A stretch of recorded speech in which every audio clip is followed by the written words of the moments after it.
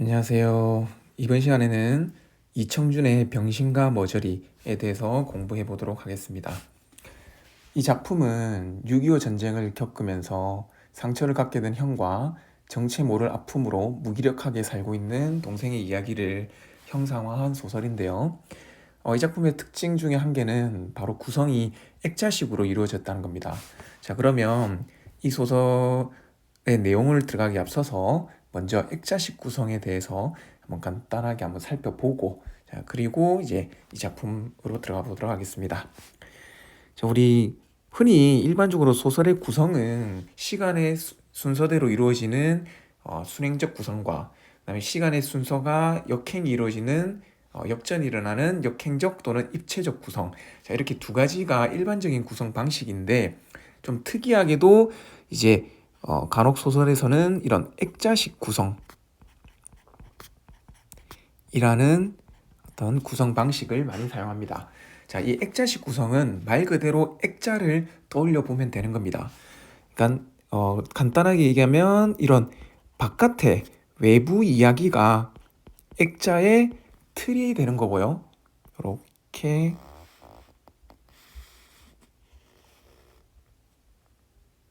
자, 액자 틀이 만들어지고, 자, 그 안에 내부 이야기가, 우리 보면 액자 안에는 이제 실제 그림이나 사진 같은 게 들어 있겠죠.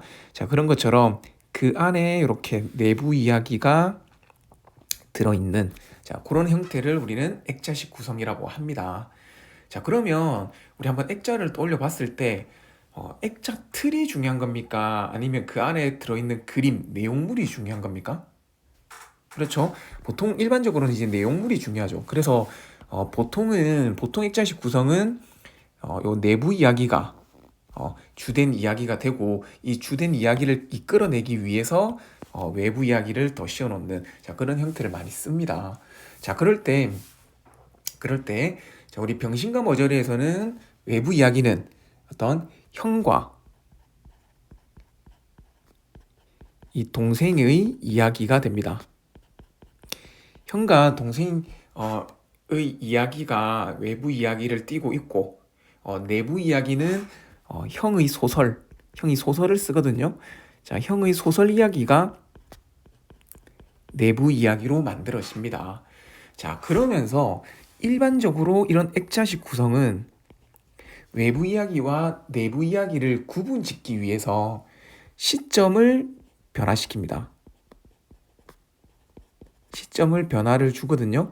자, 이렇게 시점을 변화를 시킴으로써 어떤 입체적 인 효과를 만들어 주는 거죠. 그래서 이런 거를 뭐 입체적 형상화다, 자, 이런 얘기도 많이 합니다. 자, 이런 형태를 띠고 있는 게 액자식 구성이다라고 생각을 하면 될 겁니다. 자, 그러면 우리가 이 소설의 이제 내용으로 들어가 볼 건데, 일단 이 소설은 병신과 머저리라고 해서 우리가 물론 이제 정확하게 이렇게 뭐 딱딱딱 떨어진다라고 볼 수는 없겠지만, 그래도 일반적으로 보통 이 병신을 형에 비유를 했고, 머저리를 동생에다 비유를 많이 합니다. 자, 그러면 이게 어떤 형태로 정리가 되느냐? 자, 형을 좀 전에 말했지만 병신에다가 빗댔다고 했죠. 자, 우리 병신이라는 거는 사전적 의미를 찾아보면 신체의 어느 부분이 온전하지 못한 기형이거나 그 기능을 잃어버린 상태 또는 그런 사람을 병신이라고 합니다. 그 말은 구체적으로 눈에 보이는 어떤 온전하지 못한, 즉 구체적인 상처가 보이는 거죠. 즉 형은 이런 구체적인 상처를 가지고 있습니다. 그게 바로 6.25 전쟁이라는 거죠. 이 6.25 전쟁 때 겪었던 경험을 통한 어떤 죄책감, 어떤 좀 이따가 당연히 나오겠지만 어떤 부조리한 현실에 맞서지 못했던 그런 어떤 죄책감이라는 구체적인 상처를 가지고 있습니다. 자, 우리는 구체적인 상처를 가지고 있으면 그에 대한 해결책, 치료도 가능할 수 있겠죠. 그래서 형은 이런 자신의 상처를 극복하기 위해서 소설 쓰기를 합니다. 즉 소설 쓰기로 이러한 상처를 극복하고자 한다는 거죠. 자, 반면에 동생. 자, 우리 동생은 조금 전에 얘기했지만 동생을 머저리에다가 빗대었죠. 자, 그러면 이 머저리를 사전에 한번 탁 찾아보면 말이나 행동이 다부지지 못하고 어리석은 사람을 낮잡아 이르는 말 이렇게 돼 있습니다. 그러니까 그냥 어리석은 사람이라는 거죠. 그 말은 우리가 흔히 말하는 이제 바보란 말인데 이거는 왜 구체적으로 겉으로 드러나는 상처가 없는 거죠. 우리가 뭐 병신이라고 했을 때는 팔이나 다리나 이런 데가 좀 뭐 어떤 기형이라든가 온전하지 못한 경우를 얘기하는 건데 머저리는 그냥 어리석은 사람을 얘기합니다. 그냥 구체적인 상처가 겉으로 드러나지 않는다는 거죠. 즉 어떤 근원을 알 수 없는 상처를 가지고 있다는 말입니다. 그러니까 형의 상처의 근원이 6.25 전쟁 때의 죄책감이라고 한다면 동생의 이 상처는 근원을 알 수 없다라는 거죠. 자, 근원을 알 수 없기 때문에 오히려 치료가 매우 어렵다라는 거지. 자, 그래서 나름대로 동생은 이 그림을 통해 그림 그리기를 통해 극복하려고 합니다. 극복 노력을 합니다. 자, 그런데 문제는 뭐냐면 이 동생은 이런 극복할 수 있는 그림을 통해 극복하려고는 하지만 그림을 통해서 극복하고자 하는 힘이 한마디로 뭐 없는, 즉 매우 무기력한 그런 사람이라는 거죠. 그렇기 때문에 이 동생은 자신의 어떤 삶에 대한 명확한 인식을 갖지를 못한 고 살아가는 인물이다. 갖지를 못한다. 자, 이렇게 보면 됩니다. 자, 그러면 둘을 놓고 볼 때 오히려 더 심각한 건 누구죠? 그렇죠. 바로 동생이라는 거죠. 그러니까 우리가 이 한마디로 이런 겁니다. 형은 6.25 전쟁을 겪은 세대들이 가지고 있는 이 아픔을 상징한다면 형의 삶을 통해서, 그런데 이런 아픔은 그래도 많이 힘들지만 극복할 수 있다.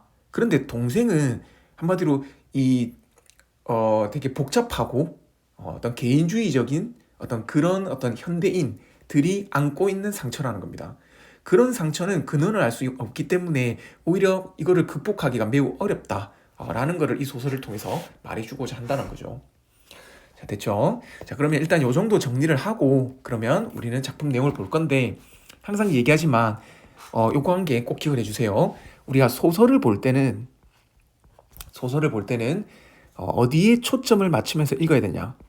바로 인물의 성격, 심리, 태도. 자, 여기에 초점을 맞춰서 소설을 읽어야 됩니다. 왜냐하면 소설은 서사갈래로서 사건을 드러내는 표현, 사건을 형성하는, 사건을 드러내는 문학이다 라고 할 때 이 사건은 항상 인물 중심으로 이루어집니다. 그렇기 때문에 이 인물이 이 사건을 어떤 식으로 극복해 나갈지, 갈등을 어떤 식으로 해소해 나갈지, 자, 이런 것들은 그 인물의 성격이나 심리 태도와 매우 밀접하게 관련이 되기 때문에 우리는 항상 소설을 읽을 때는 인물의 성격, 심리, 태도를 초점 맞춰서 여기에 초점을 맞춰서 읽어야 된다는 거고요. 자, 그 다음에 다른 소설도 그런 경우가 많지만 특히 이 이청준 소설 같은 경우는 상징적인 어떤 그 표현들이 상당히 많이 나오거든요. 그래서 어떤 상징적 소재나 또는 행위, 자, 여기에도 초점을 맞춰서 읽어줘야 됩니다. 자, 그래서 선생님이 여기에 해당되는 인물의 성격, 심리, 태도와 상징적 소재나 심리, 그 행위에 해당되는 그런 표현이 나오면 형광펜으로 어떤 밑줄을 그으면서 수업을 할 거다. 자, 이렇게 알아두시면 됩니다. 자, 그러면 앞부분의 줄거리부터, 이 소설 내용이 상당히 길기 때문에 앞부분의 줄거리부터 볼 건데, 자, 여러분들은 최대한 어떤 이 소설의 전문을 꼭 읽어보기를 권장합니다. 우리가 소설이라는 거는 전문을 읽어본 경우와 전문을 다 읽지 않은 경우가 상당히 차이가 크기 때문에 꼭 읽어보기를 권장을 합니다. 선생님이 네이버 카페에다가 이 전문을 좀 올려놓을게요. 그러면 그거 다운받아서 읽어보면 좋을 것 같아요. 아니면 줄거리라도, 전체 줄거리라도, 알죠? 전체 줄거리라도 이렇게 꼭 공부를 하고 선생님 수업을 들으면 더 좋을 것 같아요. 자, 그러면 우리 소설 내용을 한번 봅시다. 자, 화가인 나는, 이 나가 화가라고 했으니까 형입니까 동생입니까? 자, 우리 위에서 여기서 이렇게 봤다시피 그림을 통해서 극복하려고 했던 이 화가는 동생인 거죠. 자, 이 나는 바로 당연히 우리 앞에서 또 우리 이렇게 액자식 구성도 봤지만 내부 이야기는 형의 소설 내용이었죠. 그러면 동생이 나오니까 형과 동생의 이야기인 외부 이야기겠죠. 그래서 외부 이야기의 서술자입니다. 의 서술자로서 동생이죠. 자, 그러면 이 소설은 서술자를 나라고 했으니까 시점은 뭐가 됩니까? 바로 1인칭 시점이 되죠. 자, 그리고 물론 좀 더 읽어봐야 알겠지만 우리 1인칭 시점은 주인공 시점과 관찰자 시점으로 나뉘어지는데 1인칭 주인공 시점은 나의 이야기를 하는 거고 관찰자 시점은 나가 다른 사람의 이야기를 하는 거죠. 그럴 때 이 소설은 외부 이야기는 형과 동생의 이야기, 즉 동생의 이야기도 들어있단 말이에요. 그러니까 1인칭 주인공 시점을 사용하고 있다. 자, 이렇게 정리를 하면 됩니다. 자, 애인인 혜인으로부터 이별 통보를 받지만 그녀를 잡지 못하고 단지 누군가의 얼굴을 그리고 있다라고 합니다. 자, 여기서 이 누군가의 얼굴이라고 했는데, 자, 이 얼굴은 구체적인 혜인의 얼굴도 아니고요. 구체적인 누군가의 형상을 지닌 얼굴이 아닙니다. 그냥 이거는 어떤 인간의 어떤 원형적이란 말은 뭐 다른 말로 원시적, 원초적 이렇게 해도 될 겁니다. 자, 그런 얼굴인데 이 얼굴을 정확하게 그릴 수가 없습니다. 이게 나중에 자신의 구체적인 상처를 인식하지 못하는 근원을 알 수 없는 상처. 자, 이런 내용과도 연결이 될 거예요. 자, 그리고만 있다. 자, 그러다 우연히 형이, 이 형도 나오죠, 여기에. 자, 그래서 이 동생과 형의 어떤 이야기가 될 겁니다. 소설을 보게 되고 그 이후부터 나는 그림을 그릴 수 없게 된다. 자, 그러니까 지금 이 동생이 그림을 그릴 수 없게 되는 거. 자, 우리 앞에서도 했지만 동생은 그림을 통해서 나름대로 이 상처를 극복하려고 하지만 이게 힘이 없는 되게 무기력한 상태에 빠지고 만다고 했죠. 또는 무기력한 상태이기 때문에 그림을 통해서 극복을 할 수가 없다고 했죠. 그러니까 여기에 그림을 그릴 수 없다. 바로 이 무기력한 상태를 의미하는 거겠죠. 그러니까 형의 소설을 본 이후 이제 본인의 상처, 또 상처받은 본인을 나름대로 인식하게 될 거고, 자, 그렇지만 그런 인식한 상태에서 더 이상 그림을 그릴 수 없는 무기력한 상태로 빠진다. 자, 이렇게 해석을 하면 될 것 같아요. 자, 의사인 형은 6.25 전쟁에 참전했을 때의 상처를 간직한 인물로. 자, 이게 형의 상처죠. 자, 이게 형의 상처로서 어떤 부조리한 현실에 적극적으로 대응하지 못한 죄책감이 될 겁니다.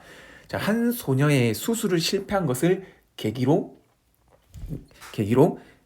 병원 일을 중단하고 소설을 쓰기 시작한다. 자, 여기서 한 소녀의 수술을 실패한 것. 자, 이게 뭐를 떠올리게 된, 즉 이렇게 6.25 전쟁의 때의 상처를 떠올리게 된 계기가 됐다고 했죠. 그러니까 형은 6.25 전쟁 때의 상처를 그냥 잊고 살다가 그냥 자기가 강제적으로 그냥 잊어버리고 망각하고 살다가 어떤 수술 실패라는 일을 계기로 다시 떠오르게 됩니다. 그래서 형은 그 상처를 그래 묻어두기만 하면 안 되겠구나. 적극적으로 내가 이거를 극복해야겠다. 이겨내야겠다. 라고 해서 소설을 쓰게 되는 거죠. 자, 그래서 여기다가 형광펜으로 딱 밑줄을 긋고요. 자, 그래서 요 행위는 형이 자신의 상처를 극복하는 하기 위한 행위. 즉 소설 쓰기라는 거는 형이 가지고 있는 상처를 극복하기 위한 행위다. 자, 그런 상징성을 가진다. 자, 이렇게 볼 수 있고, 자, 자신의 상처를 이렇게 극복하려고 노력을 하고 있으니까, 자, 이런 거는 인물의 어떤 태도, 즉 의지적 태도랑도 연결이 되죠. 그래서 형은 어느 정도 이 의지적 태도를 가지고 있는 인물입니다. 자, 그러면서 자, 소설은 전쟁 중 낙오되었다가 탈출한 경험에 대한 것이다. 뭐 형이 어떤 낙오되었다가 탈출한 이야기다 이렇게 하는 거죠. 자, 그러면서 소설 속에서라고 하는데, 자, 여기서 이제 내부 이야기로 들어가게 되는 거죠. 자, 요거는 좀 색을 다르게 좀 이렇게 다르게 한번 체크를 할게요. 자, 이제 내부 이야기로 들어가게 됩니다. 자, 그럼 내부 이야기에서 자, 소설 속에서 나는, 자, 그러면 여기서 이제 나는 우리 외부 이야기에서 나는 동생이었죠. 자, 그런데 소설은 형이 쓴 소설이고, 그러면 여기서 나는 형이 되겠죠. 자, 그러니까 여기서 나는 내부 이야기의 서술자로서 형이 되고, 역시 형이 자신이 겪은 일을 이야기하고 있으니까 시점은 1인칭 주인공 시점이 됩니다. 자, 그러면 선생님이 자, 요게 우리 액자식 구성에서 자, 외부 이야기와 내부 이야기에서는 시점을 변화시킨다라고 했는데 어떻습니까? 이 소설의 시점의 종류는 똑같죠. 그렇죠? 1인칭 주인공 시점 둘 다 맞죠? 자, 그런데 그 주인공이 동생에서 형으로 이렇게 바뀌어가는 거죠. 이것도 시점이 바뀐 겁니다. 시점의 종류는 안 바뀌었지만 시점은 바뀐 거죠. 맞죠? 자, 그렇게 우리 액자식 구성에서 시점을 변화시켜주고 있습니다. 자, 오감모, 김일병과 함께 후퇴하던 중 낙오하는데 잔인한 성격의 오감모라고 있습니다. 그럼 이 오감모는 부정적 인물이 되겠죠. 자, 부정적 인물로서 자, 이 오감모는 어떤 인간의 이기심 또는 부정적 전쟁이라는 부정적 현실, 잔인한 어떤 그런 부정적 현실을 상징하는 인물이 됩니다. 자, 그러면서 자신의 생존을 위해 오른팔을 잃은 김일병을 죽이려고 한다. 자, 이 김일병, 오감모에서 희생당하는 그런 존재죠. 자, 그러니까 이 김일병은 어떤 전쟁으로 인해 어떤 고통받는, 그러니까 이 김일병은 어떻게 오감모가 어떤 부정적이고 인간의 이기적인 어떤 이기심을 상징하고 어떤 권력, 힘을 상징한다면 그 힘에 의해 고통받고 있는 어떤 김일병은 민중이 될 수 있겠죠. 자, 민중을 상징한다고 볼 수 있습니다. 자, 를 죽이려고 합니다. 자, 형의 소설은 이 부분에서 중단된 채 진전이 없다. 자, 그러면 여기까지가 일단 내부 이야기겠죠. 맞죠? 여기까지가 내부 이야기고 다시 자, 외부 이야기로 들어가게 됩니다. 자, 소설의 내용을 궁금해하던 나는 형 몰래 원고를 가져와 형이 김일병을 죽이는 것으로 결말을 대신 맺는다라고 합니다. 자, 지금 마지막 결말을 동생이 맺게 됩니다. 맞죠? 자, 특징적이죠. 자, 다음날 나는 화폭에 약간의 그림을 그리는데, 자, 그 이유는 자신이 결말을 맺었기 때문에 나름대로 나 상처 조금 극복한 것 같은데 라는 생각이라는 거죠. 그런 어떤 그런 생각을 가지고 있기 때문에 약간의 그림을 그릴 수 있게 된 겁니다. 힘을 얻게 된 거죠. 자, 그런데 형이 찾아와 나의 그림을 망가뜨리고 혜인의 결혼식에 간다는 말을 남기고 떠난다라고 합니다. 자, 일단 형이 혜인. 자, 혜인은 좀 전에 제일 앞에 이렇게 나왔지만 어, 동생의 애인입니다. 즉, 그러면 이 부분을 통해서 우리가 알 수 있는 거는 일단 형과 혜인은 아는 사이라는 거죠.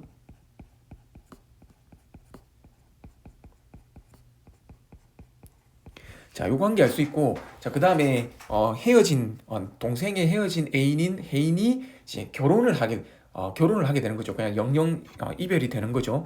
자, 그러면서 나는 동생입니다.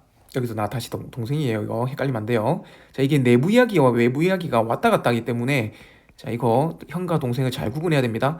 자, 그래서 선생님은 동생에다 이제 딱 그 네모를 치고 형에다가는 동그라미를 쳐서 이제 구분을 좀 지어줄 겁니다. 자, 나는 마음속 병을 스스로 치료하길 바란다는 혜인의 편지를 읽고 집으로 간다. 혜인이 이런 편지를 남겼다는 거죠. 자, 여기서 이 마음속 병, 이게 바로 어떤 구체적 상처, 즉 근원을 알 수 없는 그런 상처라는 거죠. 그 어떤 구체적인 상처가 아니고 마음의 병이라는 거죠. 자, 이런 마음의 병을 안고 있는 어떤 현대인을 상징하는 동생의 모습이 되는 겁니다. 자, 이렇게 요렇게 우리 앞부분의 줄거리까지 한번 살펴봤습니다. 자, 일단 이번 시간에는 이 정도까지만 하고요. 자, 다음 시간에 이제 본문으로 들어가도록 하겠습니다. 자, 다들 수고 많았습니다.